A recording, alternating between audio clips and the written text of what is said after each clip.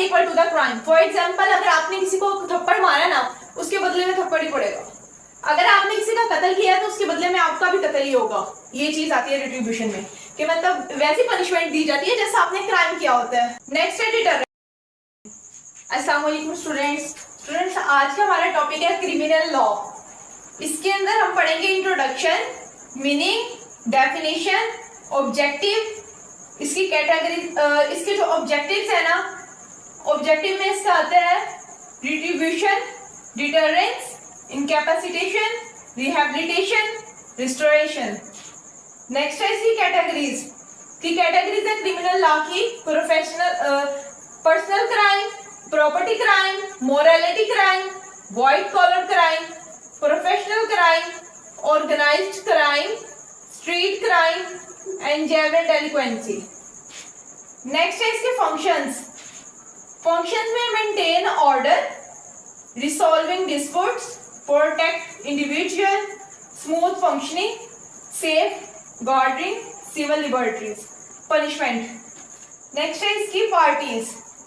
फिर इसकी type, two types है इसकी, substantive law, procedural law. Next है कंक्लूजन। आज हम इस क्वेश्चन में इसको सारों को हम डिस्कस करेंगे। नेक्स्ट है इसके meanings and definitions. Criminal law का मीन है crime, mean every offence punishable by law.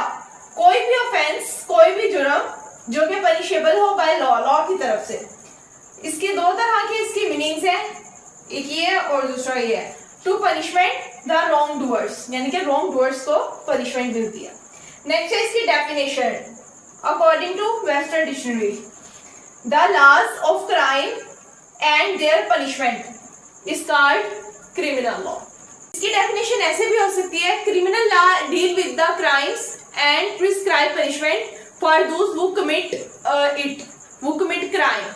It aim to provide safety peoples and maintain order in a society. Next है इसके objectives. Retribution. इसमें क्या होता है, पनिशमेंट दी जाती है equal to the crime. For example, अगर आपने किसी को थप्पड़ मारा ना, उसके बदले में थप्पड़ ही पड़ेगा।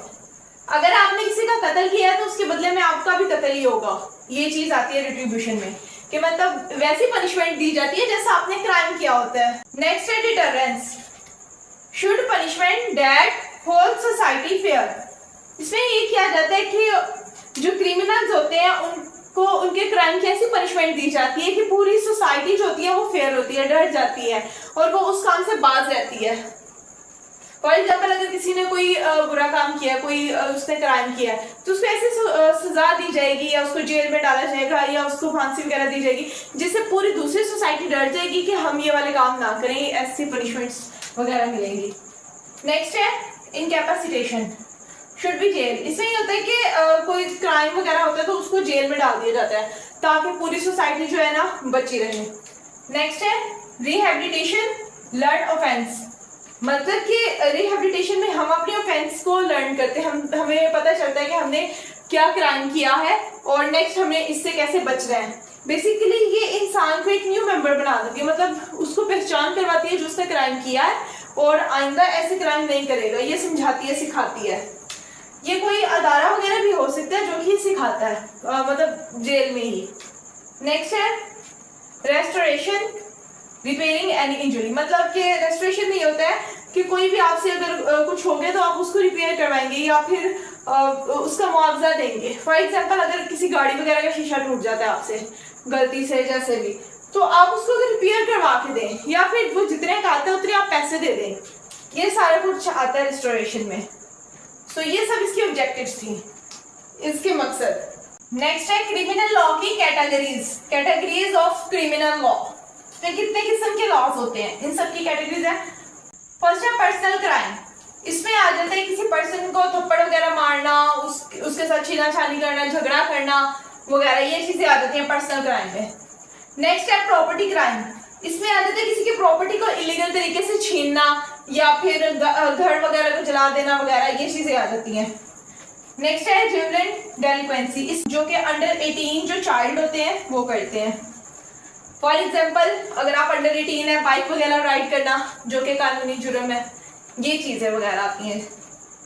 अगर कोई 18 मतलब 18 से नीचे नीचे है ना जिसकी एज, वो अगर कोई क्राइम करता है, चोरी वगैरह करता है, तो वो जुवेनाइल डेलिक्वेंसी कहलाता है। नेक्स्ट है मोरालिटी क्राइम। इसमें ना रेप, ग्लैम्बिंग वगैरह आ जाती है। और जो मोरालिटी क्राइम होते हैं ना, वो दो तरह की एक्टिविटीज में शामिल होते हैं जो क्रिमिनल्स होते हैं। एक होता है मोरालिटी क्राइम और एक होता है सोशल क्राइम। इन दो एक्टिविटीज में वो फिर शामिल होते हैं, मतलब पूरा हैबिट्स जो की गई होती हैं हमें सोसाइटी की तरफ से। नेक्स्ट है व्हाइट कॉलर क्राइम। ये बेसिकली इंस्टीट्यूशनल क्राइम है कि जैसे कि बैंक वगैरह जो फ्रॉड वगैरह करते हैं, और ये इंश्योरेंस वगैरह में जो फ्रॉड होता है आप लोगों के साथ, इसमें वो चीजें आ जाती हैं। नेक्स्ट है स्ट्रीट क्राइम।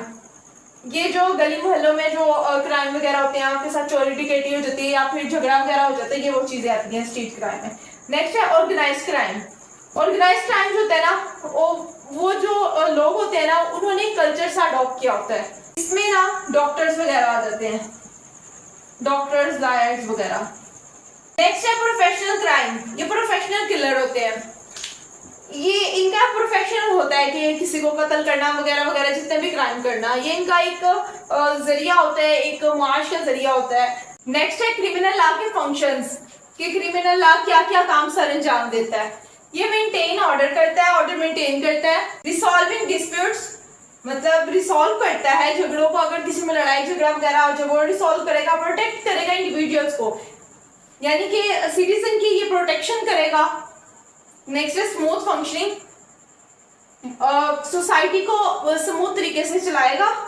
नेक्स्ट है पनिशमेंट। इसमें पनिशमेंट की वजाहत की गई है हर तरह के क्राइम में, कि किस क्राइम की क्या पनिशमेंट हो सकती है। नेक्स्ट है maintain piece in society. Society में ये मेंटेन पीस करेगा, सोसाइटी को स्मूथली चलाएगा, सुकून पुरअमन बनाएगा। सेफ गार्डिंग सिविल लिबर्टीज, यानी कि इन जो है सेव करेगा ये सिविल लिबर्टीज को, जो हमारी जो शहरियों की जिम्मेदारियां वगैरह होती हैं उनको सबको ये सेव करेगा। तो ये इसके फंक्शंस थे। नेक्स्ट है इसकी पार्टीज। क्रिमिनल लॉ की पार्टी में स्टेट होती है, कंप्लेनेंट होता है और एक्यूज्ड। इसके ना इस केस के टाइटल हो सकते हैं, केस के टाइटल होते हैं स्टेट वर्सेस एक्यूज्ड। नेक्स्ट है इसकी टाइप्स। 2 टाइप्स होती है, substantive law and procedural law. Substantive law जो होता है ना, वो पीपीसी में लिखा होता है 1860, और जो होता है प्रोसीजरल लॉ, ये लिखा है सीआरपीसी में 1898। सब्सटेंटिव लॉ में पनिशमेंट दी जाती है और राइट किया जाता है, और जो प्रोसीजरल लॉ, इसमें कोर्ट का सारा प्रोसीजर होता है, ट्रायल्स वगैरह सारे होते हैं प्रोसीजरल लॉ में। नेक्स्ट इसके बाद कंक्लूजन, इसको कंक्लूड कर देना है। और अगर इसके नोट्स वगैरह चाहिए तो वो आप मुझे कमेंट में बताएं, मैं आपको शेयर कर दूंगी इंशाल्लाह। अल्लाह हाफिज, टेक केयर।